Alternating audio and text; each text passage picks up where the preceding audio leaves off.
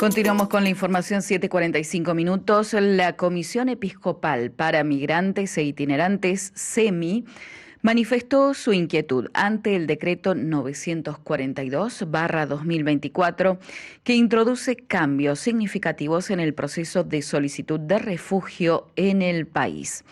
La CEMI exhorta a las autoridades a revisar estas medidas para asegurar el respeto y la dignidad de todas las personas que solicitan refugio en nuestro país. Al respecto vamos a dialogar con el padre Juan Antonio Ramírez, secretario ejecutivo de la Comisión Episcopal de Migrantes e Itinerantes de la Conferencia Episcopal Argentina y también referente en la Comisión Nacional para los Refugiados. Padre Juan, buen día, ¿cómo está? Carolina le saluda. ¿Qué tal, Carolina? Buen día, gusto en saludarla. Muchas gracias por esta comunicación, padre. Bueno, queríamos un poco saber cuál era este pedido para revisar este decreto.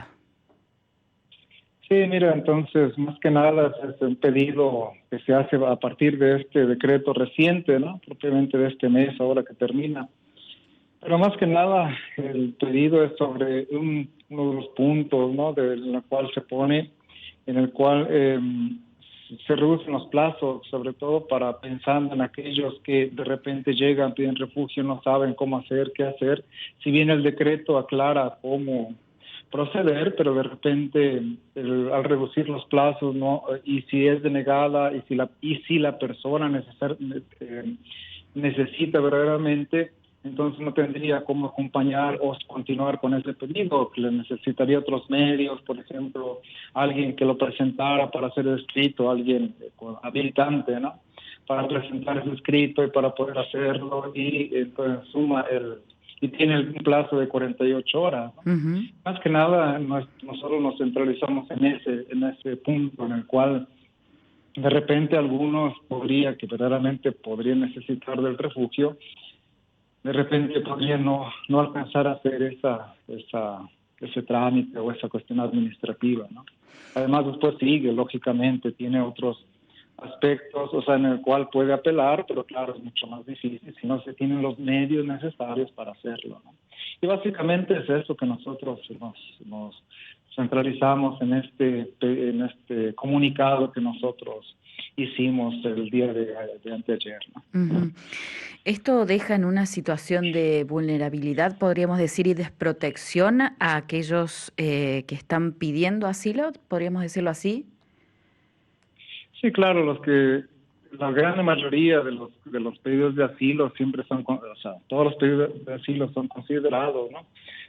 Entonces, algunos podrían ser verdaderamente aquellos que pueden ser otorgados, y de repente la persona, por una cosa o por otra, o por salir rápido de su país por temor de la vida o de la integridad, Uh-huh. de repente entonces puede no tener los medios para poder entonces hacer el pedido, ¿no?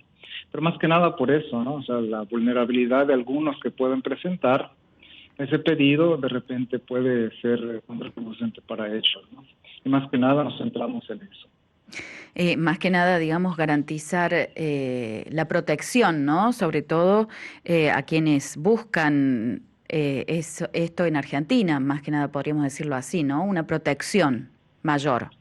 Sí, lógico, ¿no? O sea, claro, quien pide refugio es porque teme en alguna situación, o por su vida, o por su integridad, o por su familia, o por diversas circunstancias, ¿no? Es claro, por ejemplo, que el decreto es claro, bueno, redundando, ¿no? Pero el decreto es claro al diferenciar los pedidos de refugio para sacar a aquellos que no lo pueden pedir por causa de que son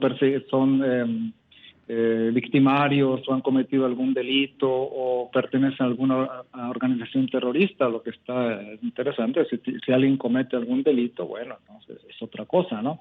Pero ahí ponen la misma situación a aquellos que no que están limpios, que no han hecho ningún delito, entonces si de repente se encuentran con esa situación de que si se les deniega, tienen que en un plazo récord, tienen que presentar esa cuestión administrativa, y después si no alcanza, si no tiene los medios, ahí dificulta mucho. Padre Juan, le queríamos consultar cómo es la situación en estos momentos, cómo está trabajando la Comisión Episcopal de Migrantes. Sí, nada, en estos momentos la pastoral, sí, la Comisión Episcopal Migrantes Itinerantes, no solo los migrantes, no solo los refugiados, sino también todas las otras las personas que en todas las situaciones de movilidad, nosotros atendemos, intentamos atender. Es a partir de las áreas que nosotros tenemos, como el área social, que el área legal, que nosotros intentamos dar una respuesta a situaciones un poco más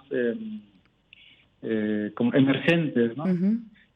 Algunos migrantes, por ejemplo, llegan y no tienen nada, entonces se gestiona una ayuda a partir de convenio con otras organizaciones y otros donantes, por ejemplo, ¿no? Que se ha hecho algunos proyectos y que gracias a Dios y a la generosidad de algunos, entonces nos han podido ayudar, ¿no? Para poder ayudar a los demás. Entonces es una actividad muy interesante, muy variada, pero que Ujú. toca directamente con la necesidad de las personas. Por eso tal vez es un poco esa necesidad de algunos que pueden solicitar refugio y pueden tenerlo, podrían tenerlo, tienen todas las condiciones. Por eso es que de repente una situación emergencial nosotros estamos viendo por aquellos que menos podrían, ¿no? Nada más. Ujú. ¿La situación es diferente en distintas regiones del país? Sí, o sea, diferente en el sentido de que los migrantes, por ejemplo, intentan, la Argentina se vuelve para las nuevas migraciones de estos últimos tiempos ahora, ¿no? Estamos hablando de este año, el año pasado, muchas veces de paso, ¿no? Como es Ajá. una situación tal vez un poco más tranquila, intentan ya no quedarse en Argentina, sino irse, por ejemplo, a Chile, o donde tiene algunos parientes, especialmente la migración venezolana. Algunos se terminan quedando por el trayecto que hicieron y ahí surge las necesidades, ¿no? Ujú. En ciudades de frontera, por ejemplo, se ve mucho más esa necesidad en las grandes ciudades.